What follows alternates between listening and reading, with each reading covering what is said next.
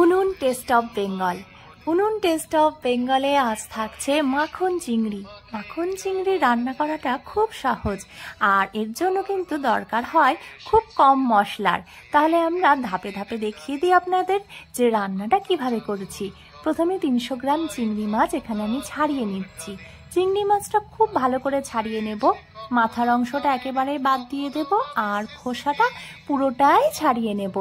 এরপরে যেটা করতে হবে, চিংড়ি মাছের পিঠের দিকে দেখবেন সুতোর মতন একটা কালো অংশ থাকে, সেটা এইভাবে বের করে নিতে হবে।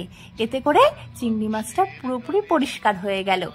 তারপরে এবার অন্য যে কাজগুলো আছে সেগুলো দেখে নিই। এই রান্নার মূল উপকরণ হচ্ছে রসুন আর মাখন।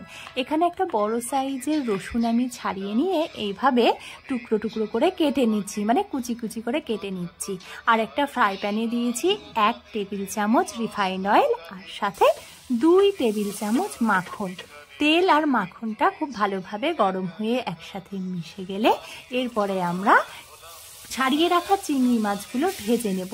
এবার এতে কিন্তু নুন হলুদের ব্যবহার করিনি, ভাজার সময় পরে আমি নুন দেব, কিন্তু এই রান্নায় আজকে হলুদের ব্যবহার হবে না। চিংড়ি মাছটা আমরা ভেজে নিচ্ছি একদম অল্প আঁচে, আর দিয়ে দিচ্ছি স্বাদ মতন লবণ। আপনাদের যদি উনুন টেস্ট অফ বেঙ্গলকে ভালো লাগে তাহলে কিন্তু অবশ্যই ইউটিউবে সাবস্ক্রাইব করবেন, আর বেল নোটিফিকেশনে গিয়ে অল অপশানটা অন করতে একদম ভুলবেন না।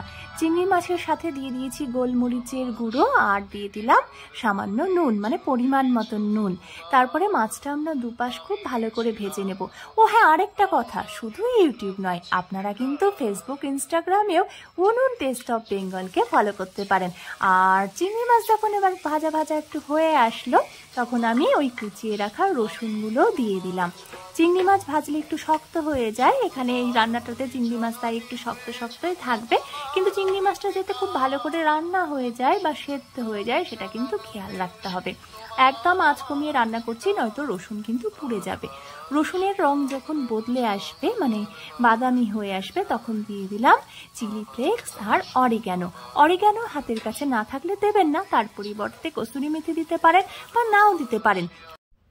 রান্নার তো এই এক মজা, রান্না যখন রাঁধুনি করে তার হাতেই সবকিছু নির্ভর করেন। আর রান্নাটা একটা শিল্প, নিজের পছন্দ মতন প্রয়োজন মতন কিছু বর্জন করতেও পারেন, আবার কিছু যোগ করতেও পারেন। আমি যেমন এখানে একটু লেবু পাতা ছড়িয়ে দিলাম। এই রান্নায় কিন্তু অনেকে লেবুর রস ব্যবহার করে থাকেন, পাতি লেবুর রস ব্যবহার করে থাকেন। আমার ঘরে লেবু ছিল না, কিন্তু লেবুর গাছ ছিল, আর লেবু পাতার গন্ধটা আমার ভীষণ ভালো লাগে, তাই একটু লেবু পাতাও আমি সাথে দিয়ে দিচ্ছি। আর অল্প একটু জল দিয়ে দিলাম যাতে চিংড়ি মাছটা একটু সেদ্ধ হয়ে যায়। এখানে 1/2 কাপ মতন জল দিয়ে ঢেকে দিলাম।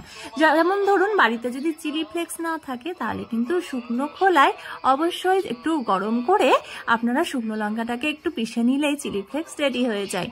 দেখুন 2-3 মিনিট ঢাকা রাখার পর জলটা শুকিয়ে গেছে, আর আমাদের একেবারে কমপ্লিট হয়ে গেছে রান্না। আমরা এগুলো তুলে নিচ্ছি পরিবেশনের জন্য।